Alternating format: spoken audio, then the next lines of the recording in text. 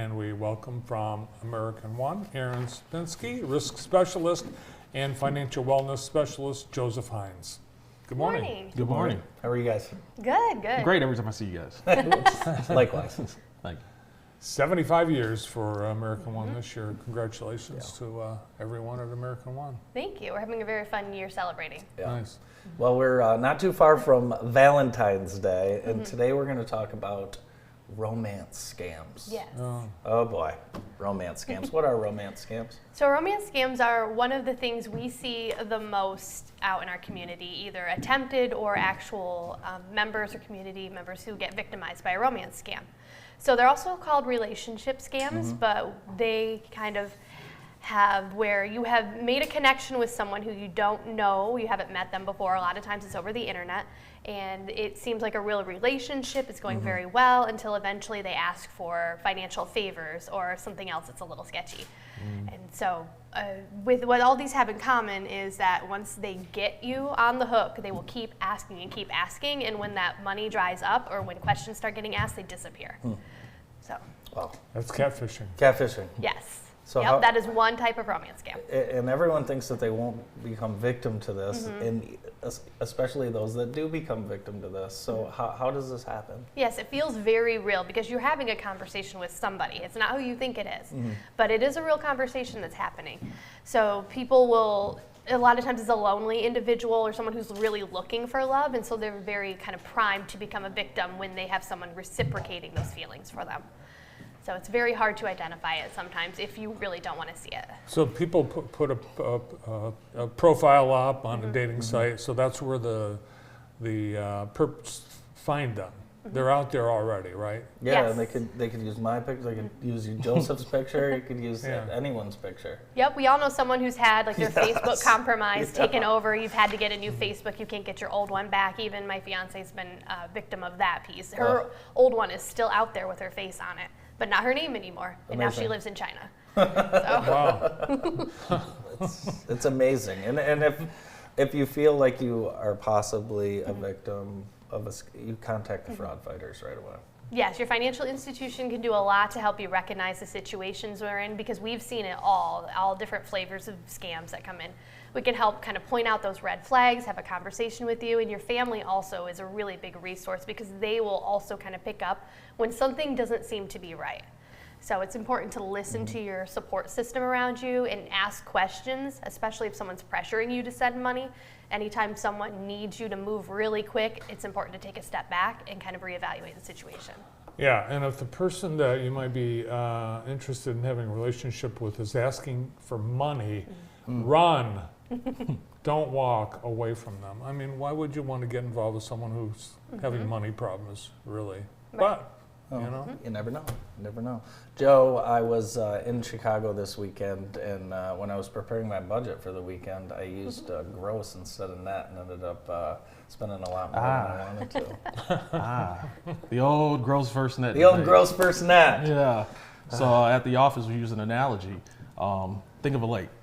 Gross is all the fish in the lake. Net is the net you bring. So whatever you net is what you take home. And so we prefer you budget based on that concept because obviously if you do it based on gross, you're basing it on money that's not going to be there. Sorry.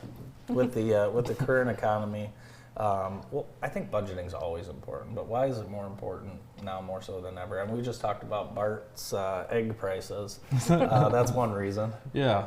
So we're seeing an increase in prices, obviously. There's always external factors. So the bird flu has caused a shortage of eggs, which has led to an increased prices. And we like to deem increased prices as budget busters. So we want you to be vigilant and always flexible with your budget. Yeah. So.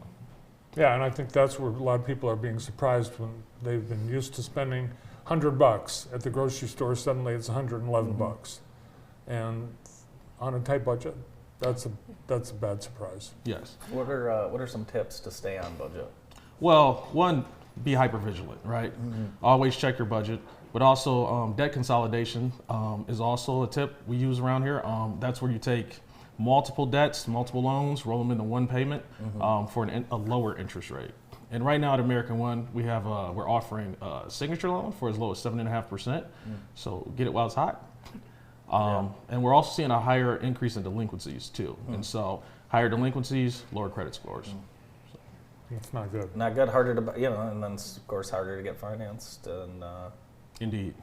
and approved for some of those loans with missing payments and Yep. lower credit scores. So, got to stay on top of it for sure. Indeed. One missed payment can drop your score 50 to 70 points. 57 points for one 50 to 50 70. to 70 points. 52, 70 points. Wow. Wow. Yep. Yeah. Yeah, and then it takes forever to get back up. Yes.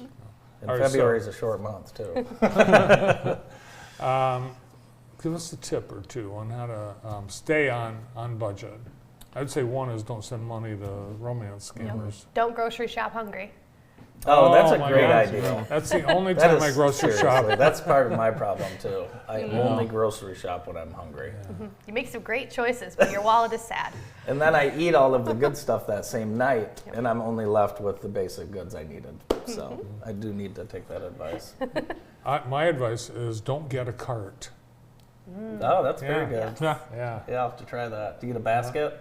I dropped a glass bottle of Rouse soup at Kroger the other day Because you didn't have a because basket. I didn't have a basket. I Or the didn't old have cart. cliche of living within your means. Yeah, You know, nothing wrong with that. No. So if anyone has any questions and would like to contact the Fraud Fighters, you can do that. fraudfighters.org. We see you guys out in the community everywhere. What's the next event that we're going to see you guys at? Do we know? do we know? Honestly, the Fraud Fighters, we are still kind of scheduling our year Okay. out. So we're kind of tagging along with marketing whenever there's Very a call good. for us. Last about week you Martha guys? was here and she said you guys last year had like 280 interactions as coaches helping Oh. people. Were you one of those? Yeah, that would be our department, the financial wellness department. We do one-on-one coaching. So if you ever want to sit down and have us do your budget, feel free to fill out a form on our website. Right now, we're opening branches in several locations, Okay. expanding our footprint. So you might see us around your town. Nice. And I think each branch is going to do something special throughout the 75th anniversary year. Correct. Yes. Great to see you both. Thanks for coming in. Thank you. Always Thank a you pleasure. both. Thank you. Our monthly Fraud Fighters and Financial Wellness from American One Credit Union with Erin Supinsky and Joseph Hines. More of the morning show after this.